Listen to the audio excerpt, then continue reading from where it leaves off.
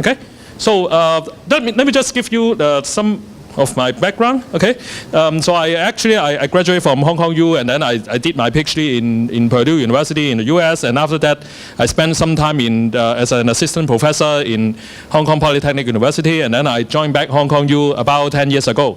Okay, and my major expertise is in database management. Okay, and nowadays people call big data because it is more attractive. Right? And then my major focus before was on uncertainty management, how to remove noise and have a good representations of a database taking into account all the probabilistic and uncertainty information. And recently I switched my interest to graph databases. Okay, and I also did a lot of things in data mining, spatial databases, and crowdsourcing, 中包. Okay. Today I would like to share some of my work in different aspects of graph databases. Okay, and I kind of classify my research into 3 parts: into social network, knowledge bases, and uncertain databases. Okay, so the first my first study recently is about social networks, on how to find your groups of friends. Okay, we call it a community. So, for example, okay, this is a kind of a so-called community in which, given a user node, I want to find online about who are the users or researchers who are close to Jim Gray. Okay, and how do I define this one? Okay, for example, I can say that okay, I want to include everyone into this community if their degree of connection is more than K. Okay, so this is one simple way to do this. Okay.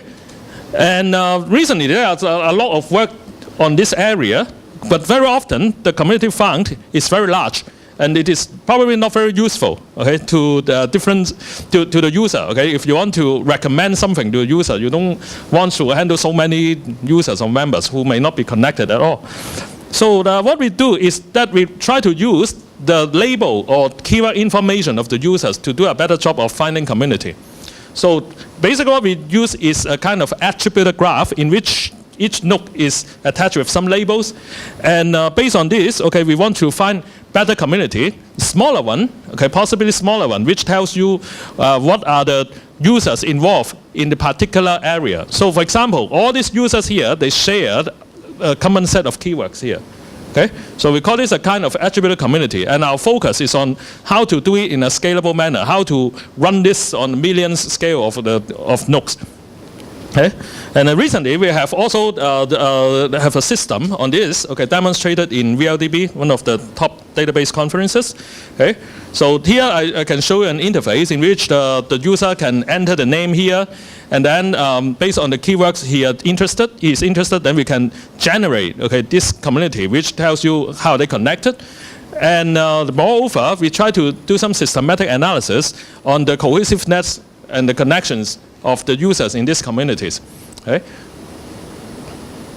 And more recently, we are interested in also using the locations of users as a way to find the community.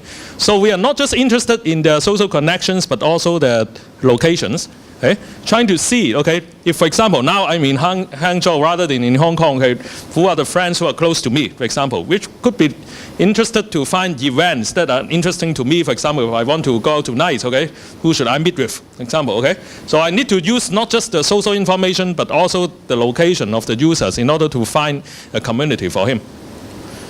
Okay? And today's talk, actually, I will be talking more about the knowledge bases, okay, which I think Alibaba has a very strong group here, and they have also a lot of data, okay? And I will talk more about this, but basically, okay, I want to show you that a knowledge graph, okay, as you also know, okay, contains a lot of users, and different users have different nodes and their links with different semantics information, okay? So for example, Barack Obama, okay, I can see that, okay, he is basically linked up to this hierarchy, okay, to tell you that he is a US president, a writer, and he's also a leader, and so on. And moreover, right, it has different connections to other nodes. For example, this is his daughter, okay, so there is has child relationship connecting these nodes, okay, and he is also a citizen of the US, and so on. Okay?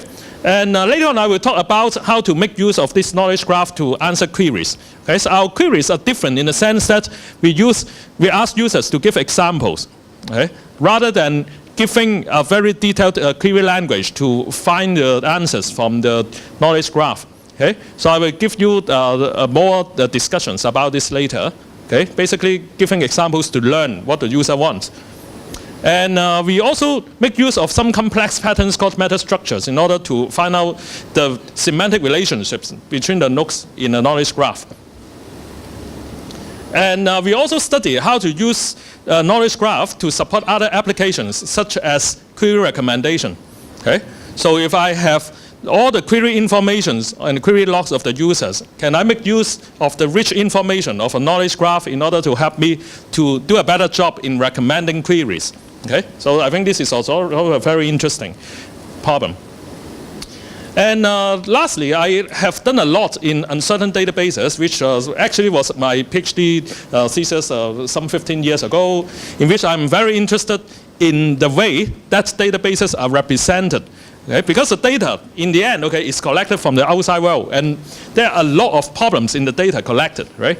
Even for the data collected in your company, I believe that not all the data are clean, right? Maybe the user gives you some fake information, fake account information, okay? So how can you find this out? And my interest is about how to develop a scalable database which can handle different queries on data with uncertainty. Okay? Basically, the main idea is to represent each data item as a probability distribution, okay, rather than just a precise value. So for example, if I want to record the salary of a user, maybe the salary is not very precise, there is a distribution, because you don't want to, for example, for privacy reason, you don't want to give your very precise information. Okay? So if I can able to represent it as a distribution with some probability information there, so how can I store, manage this kind of data? Okay, is one of the interesting topic. And so what we do is that, sorry, there's some delay here. Okay. Yep. Okay. So what we do is that we want to have a query language which will allow us to query on this uncertain data systematically. So I think everyone knows about SQL, right? What I did in the PhD is to try to extend SQL to support querying of probabilistic data. And here in this table, I show you, okay, how I extend the query semantics to handle uncertain data. So we try to make the semantics easy to the user. So as long as you have this select from where clauses, okay, we can still preserve it. But the difference of this query from the traditional one is that it will return the probabilistic information to you. Okay? So for example, if I want to know who is in this room, for example, okay, I can look at your GPS information, but your GPS may not be a very precise recommendation.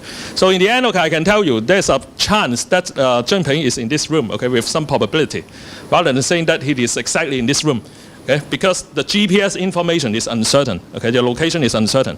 Okay? So I can give all the probabilistic value in a real-time manner. Okay? And recently, I studied the uncertainty in graphs, which I think is also a very important topic, because very often the information represented in a graph is not very precise. Okay? So for example, if I want to model the user and the product information, I want to model whether the user likes a product or not, right? So even if a user buys a product, it doesn't mean that he likes the product, right? So he only likes it with some chance.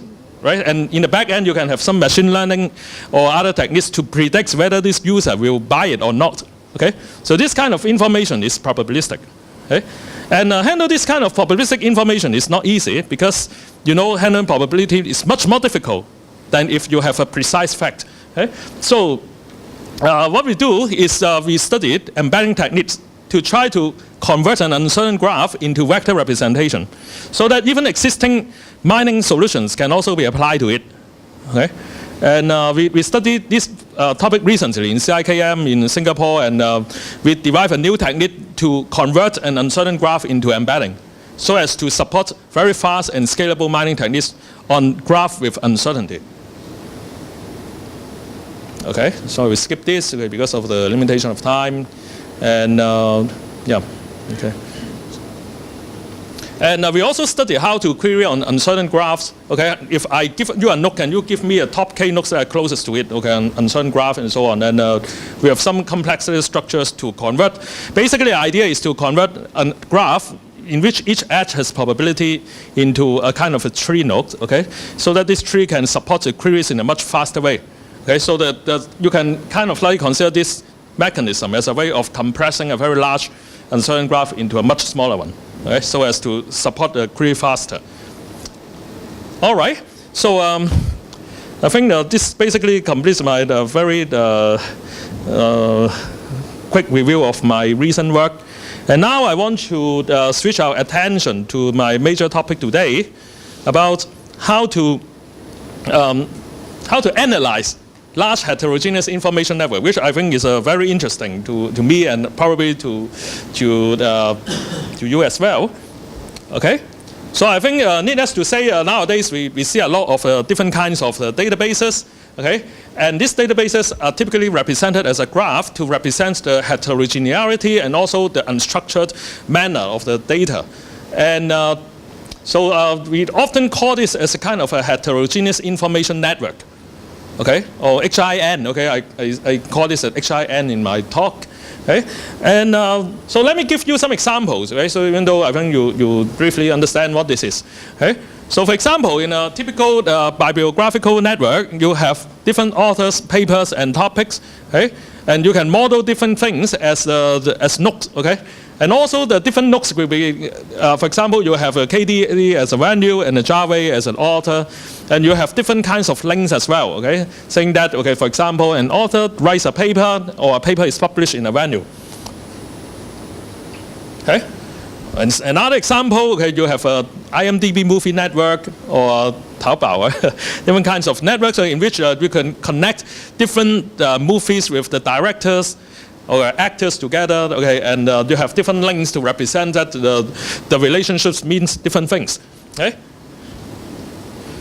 And in Facebook, for example, a social network in which you have different users, items, okay, and connections, which I think is very close to what we discussed in the morning, okay, in which in this kind of network you have different items and the users linked together, okay, based on whether it likes it or whether a user follows another user. So basically, this kind of HIN, okay, then this is a very large graph with different labels on the nodes and the links as well, okay, to indicate the different kinds of relationships. Very complex. Okay? And of course, okay, there are a lot of applications that can be enabled by HIN, for example, link prediction, entity profiling, and data integration. I think this is not, this is probably very familiar to you. Okay? And recently, as I said before, I also try to use HIN to see how we can benefit query recommendation. Okay? So, what is our talk today about? Okay, so I think today I will focus on how to do so-called similarity or relevance search. Okay? So basically, you give me HIN, I want to find out if you give me two nodes, whether these two nodes are similar or relevant or not. Okay? Which is very useful because if you know whether a user has a very close relationship with an item, then you recommend this item to the user. Okay? So it's a very fundamental problem. Okay? And the trick to do this, okay, I use, okay, is a topic recently studied in academia about using something called meta path, okay, which is high-level representations of the relationship. Okay? So for example, what this means here is that A represents a kind of author, for example, this guy, okay? And A is another author, like this researcher, and this author writes a paper, P, okay? And this P is also written by A, okay? So this is a writing and written by, is a kind of like a reverse relationship, okay? So basically what this means is, okay, an author A can reach another author B through this kind of path, okay? So the question is, how can we make use of this path and how do I find this path? Okay?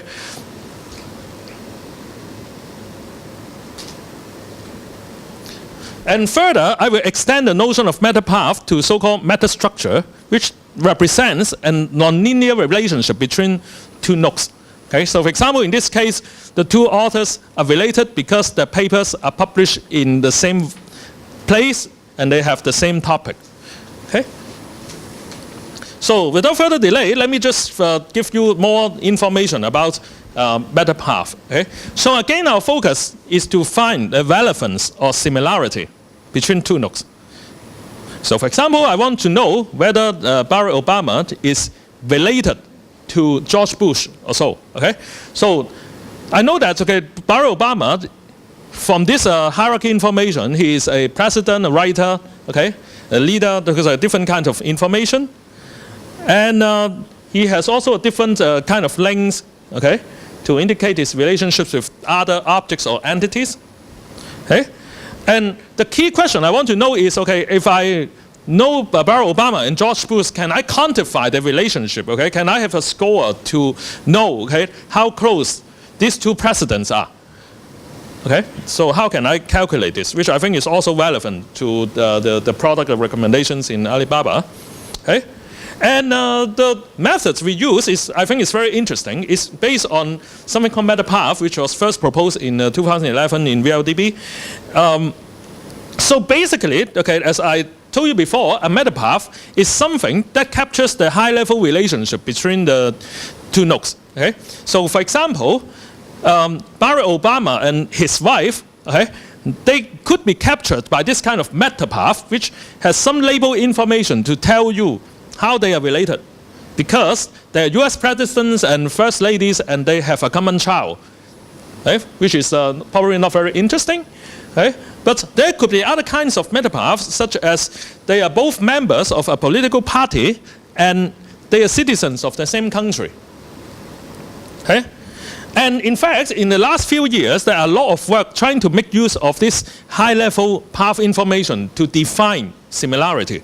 So in the next few minutes, I will talk about briefly what are the possible methods. So the first way to do this is to simply count how many times the path appears between two nodes. Okay? So this is a very simple metric, okay, called path count, counting the number of paths between two nodes. Okay? So for example, Barack Obama and Michelle Obama, they have a path count of 2 because there are 2 ways they can reach each other. Okay? So this is called path count. However, this path count has a problem of what? This number can be very large. Right? So if, for example, if we consider Barack Obama, he is a very popular figure, and probably his path count is often very high. Right? So it's quite biased, and on those nodes with large number of paths. So that's why we need a better way to compute the relevance, and that comes in the random walk approach. Okay? So I believe that you have heard about page rank or random walk with start and those kind of things. So basically, the second kind of measure is based on random walk. So the main difference is that this random walk is walk on path with labels or walk on meta paths, okay, rather than any kinds of paths. So you have to tell me what exactly the meta path you are interested in, and then I perform a random walk on these meta paths. Okay. So, for example, okay, I would say that Barack Obama and Michelle Obama, their path constraint random walk score is 0.5. Okay, meaning that, okay, if I walk on this meta path, okay, there is a probability of 0.5 that Barack Obama will reach Michelle Obama, and the 0.5 of walking back to himself, which can still satisfy this meta path. Okay, so this is kind of like more reasonable because it can also be normalized to a score between 0 and 1. Okay? And this reflects a kind of a probability that one node can reach another node. And the next kind of relevance walk is based on a combination of these both schemes, okay? Which kind of like using a weighting factor, alpha, to control whether the measure becomes a path count or whether the measures become a path constraint random walk. Okay? So later on in the experiments, we will study how to fine-tune this alpha value. And here are at least a number of applications of MetaPath. Okay? Or you can say all these kind of similarity measures, okay, which are based on MetaPath. Okay? And the more recent ones, okay, study how to use MetaPath to find the similarity of documents in a heterogeneous information network or measure the relationships between the relations.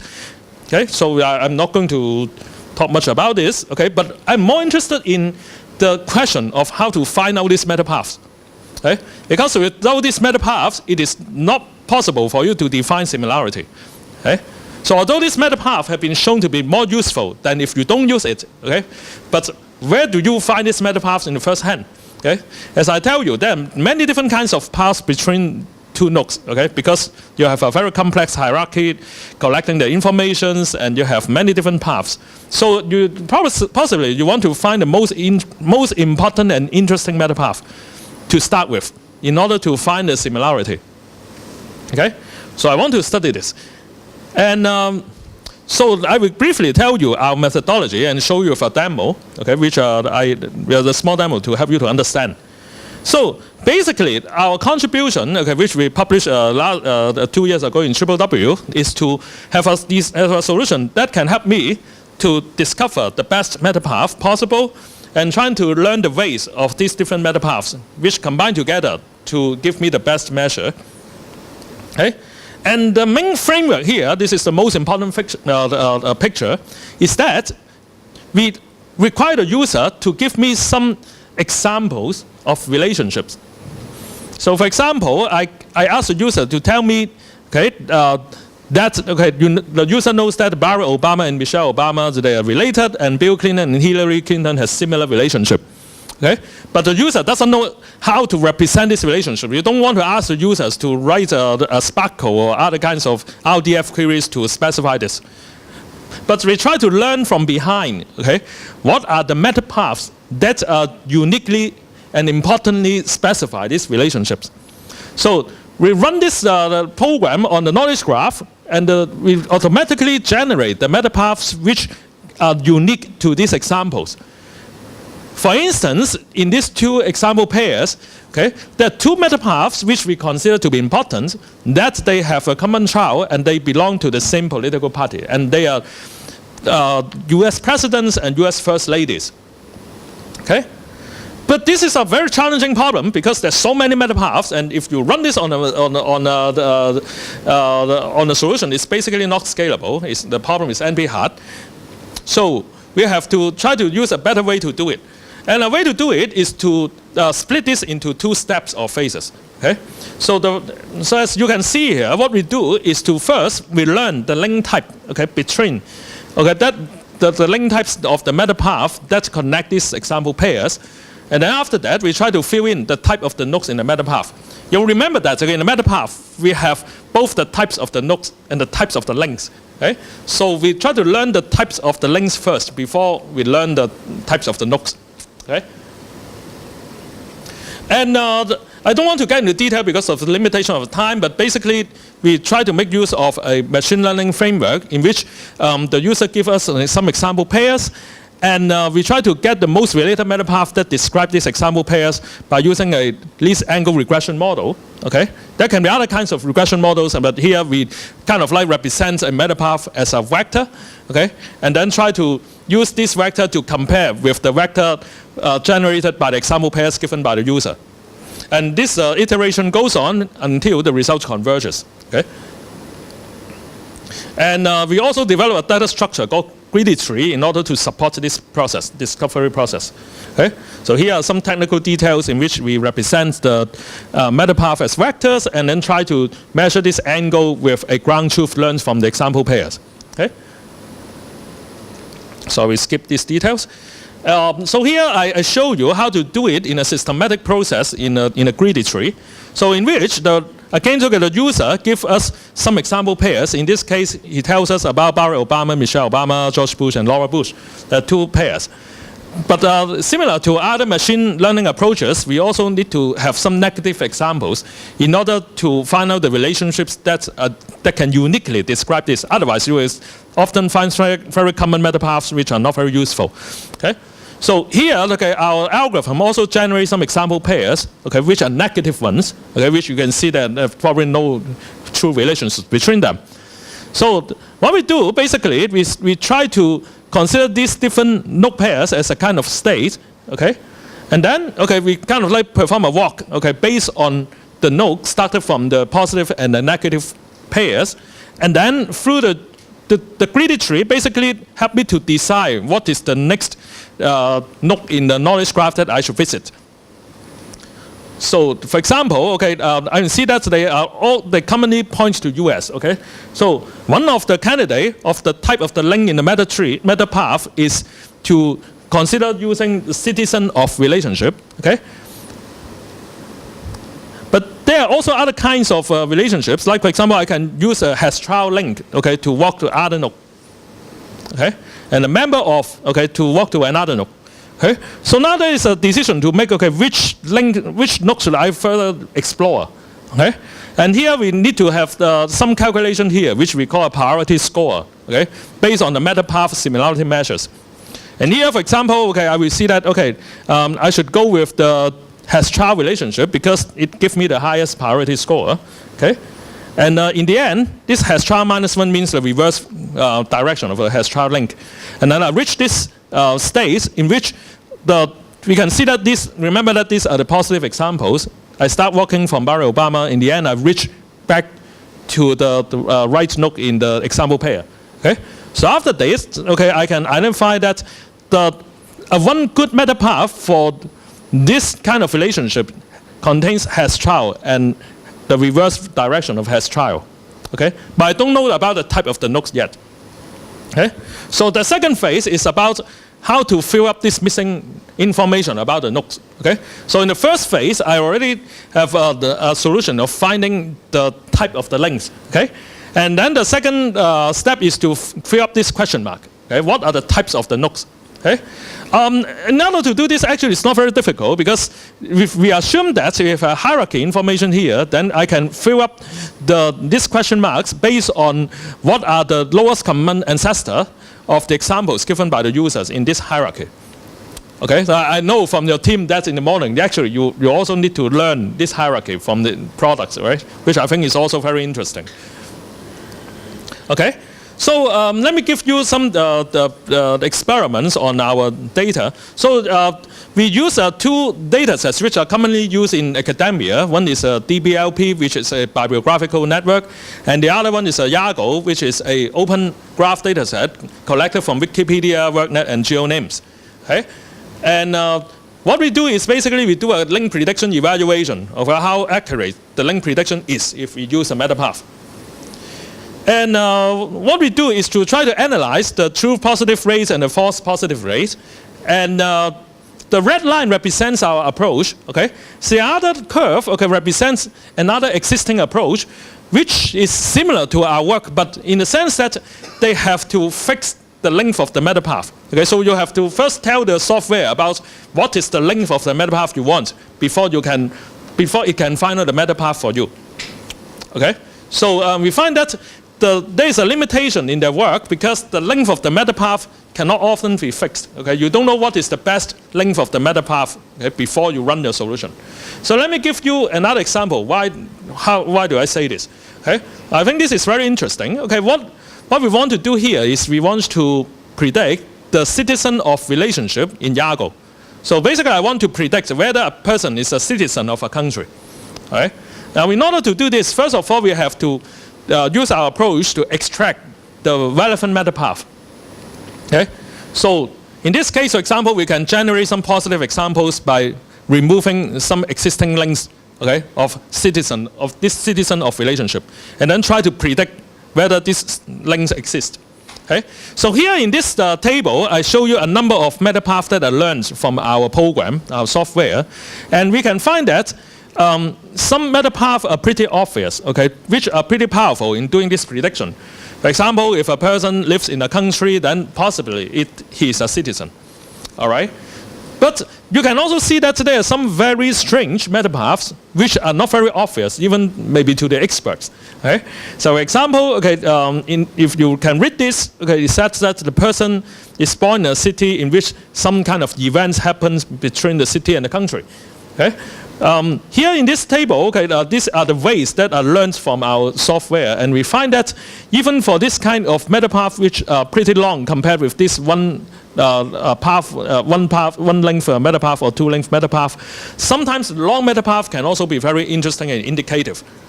Okay, and that is our advantage over existing approach, in which the user doesn't need to specify the length of the meta path beforehand. And our software can automatically learn what is the best length of the meta path. Okay?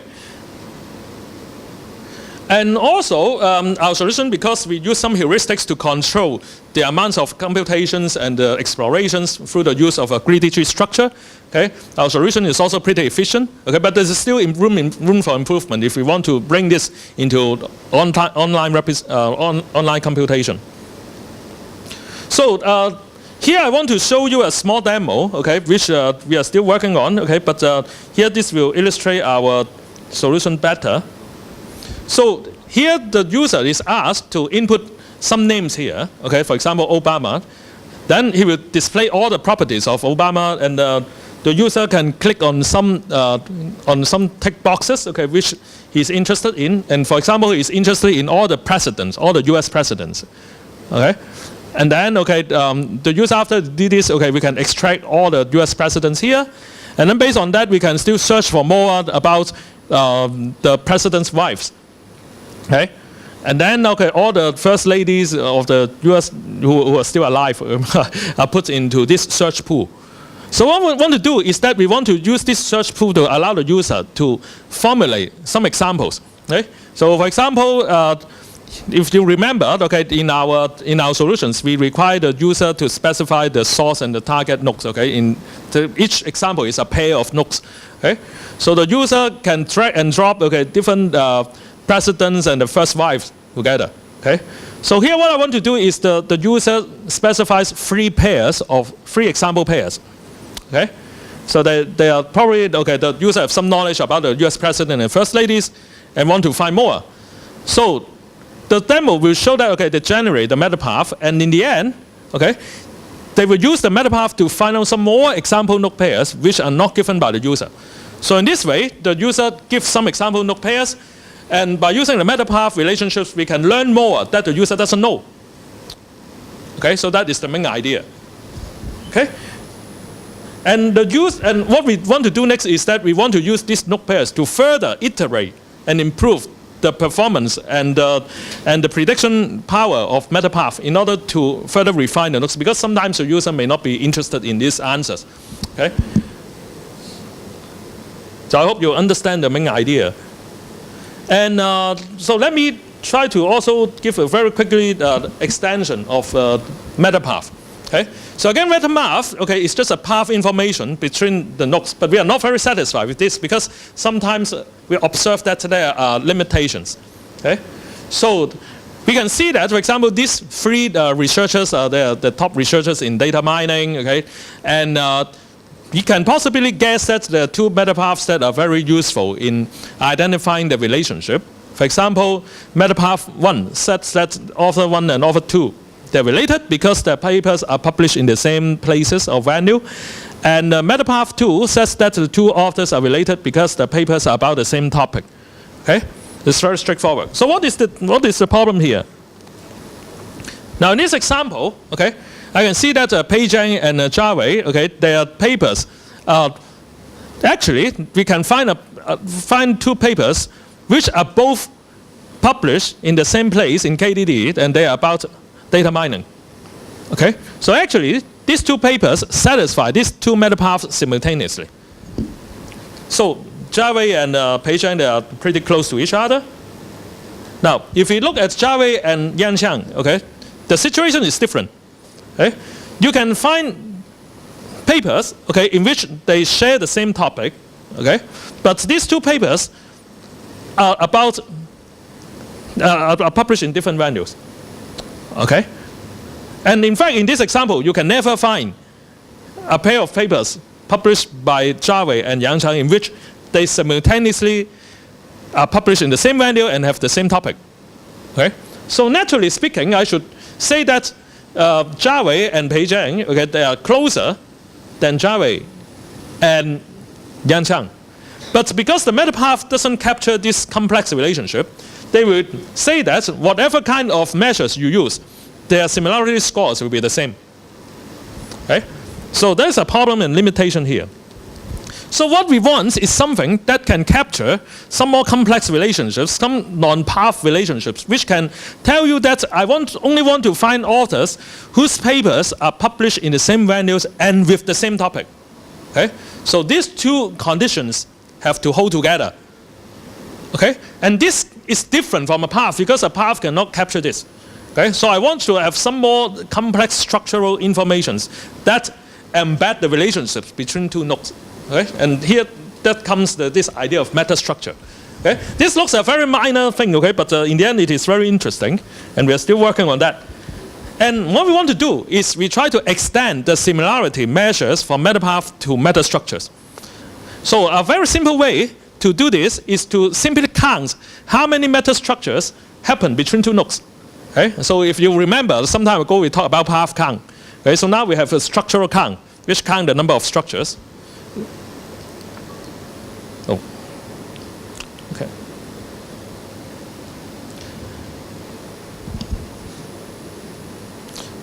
Okay. So, but that is not a very good idea because whenever you count things, right, the number is not between 0 and 1, right? So we want to have better ways to capture the things in a probabilistic manner. So that's why we try to use random walk to walk on metastructures. Okay. Now, in order to do that, okay, our metastructure is specially designed. Okay, it's not some random structure, but we require the metastructure to be in the form of a direct acyclic graph, okay, or DAG. Okay, because when you have a DAG, you can topologically sort all the nodes in the metastructure. Okay, and we call this each step as a layer. Okay.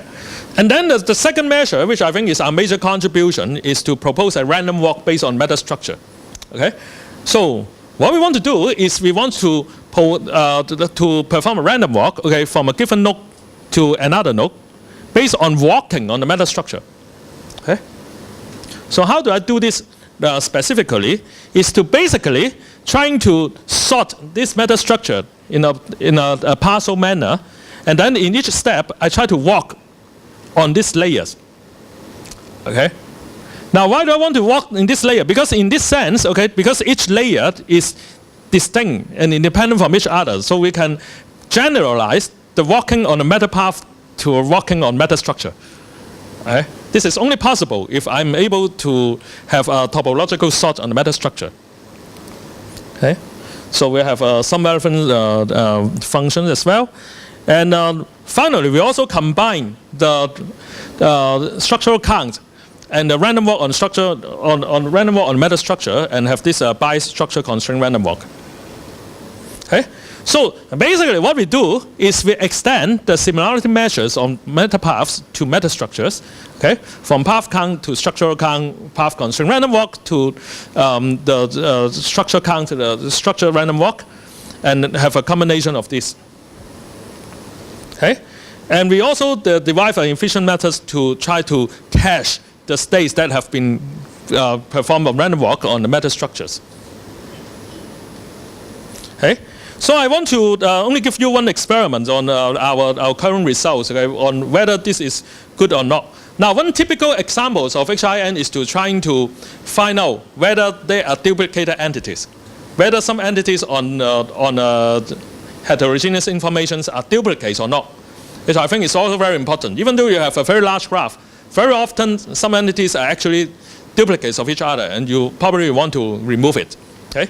So for example, in YAGO, the open data set, we have Barack Obama and presidency of Barack Obama, okay? Which we may want to consider this as the same thing, okay? Rather than consider as different thing. Okay? So how can I identify these tuples? How can I identify these objects? And we want to retrieve the top k pairs of objects, which are highly likely the candidates to be duplicates. Okay? So what we do is to try to test, okay, the effectiveness of the metastructures with metapath with respect to the effectiveness of duplicate elimination. So for example, I can say that two persons are duplicates if they're married to the same person, okay, which may be true. Okay? Yeah. Okay? Okay? And we have another metapath which says that the two persons are the same if they are affiliated to the same organizations, okay? Which may not be true, okay? But anyway, these are two metapaths, and one very simple way is that you use this meta path and then find out for a given node, okay, what are the other nodes that has the highest similarity score to that node. And then you say that these are duplicates. Okay? But what if we use the meta structure instead, saying that two persons are only duplicates if they are married to another person and they are affiliated to the same organizations. Okay? So if we do that, okay, we find that based on an AUC curve, okay, we find that the meta structures generally give you a better score than if you use meta path alone. Okay, so that is the main message. All right. So we have other solutions, like for example, find the relevancy of the conferences and clustering measures. Okay. So basically, again, the idea is to try to compare a meta structure with two independent meta paths, okay, to show that the meta structure can indeed bring better effectiveness. All right. So to conclude, okay, what we do is we try to understand, okay, what is the similarity or so-called relevance of nodes in the HIN based on meta path and meta structure. Okay? And I also give you a demo on query by examples on how to use meta structures to find similar nodes in order to learn some more example pairs. And we also briefly talk about how meta structures can be extended from this simple relations of meta path to capture some more sophisticated relationships. Okay? And there are a number of future works that I'm interested in, and I hope I can share with you as well. So first of all, I want to find out, okay, how can I use HIN to enable queries? Okay, this is a very simple and fundamental problem, but at the same time, it is very complex because now you don't just have a graph, but you have a graph with a lot of rich information and labels. Okay? So even doing very fundamental queries like shortest path or top case centrality becomes a very complex problem. And if you extend these solutions to cloud-based solutions, distributed solutions, this can be a lot of interesting questions behind. And then we have the other problems, like how to use meta path and meta structure discovery, okay, to do data mining as well. Okay, how can I use better methods to discover meta structure? Okay, it is not a very easy job. We have tried to do this, but we're getting stuck because we find that our meta path discovery solutions can simply be not extended to meta structure because you have much more complex pattern behind, okay? And it is also more difficult to identify what are the best meta structures. And we also want to try to see whether we can use meta structures to perform or improve the data mining tasks on HINs. Okay? And finally, recently we have some work on trying to use heterogeneous information network to support crowdsourcing. Okay? So basically, the idea is that in crowdsourcing, you know, you have a number of tasks in which you want to distribute to different users to work on that. Okay? So one of our recent work is about how do I use heterogeneous information network to support this process. Okay? How can I guess what are the questions that are the most interesting to users? How many workers should I invest on answering a question? Okay? And we are studying how to use HIN to do this. Okay? So because of limitation of time, I cannot talk much about this. Okay? And of course, this is not my own work. Okay, I have supported a team of students who are actually most of the hard work is done by them. Okay, all right. So I think I have to finish at this point. And thank you very much. Thank you. Yeah.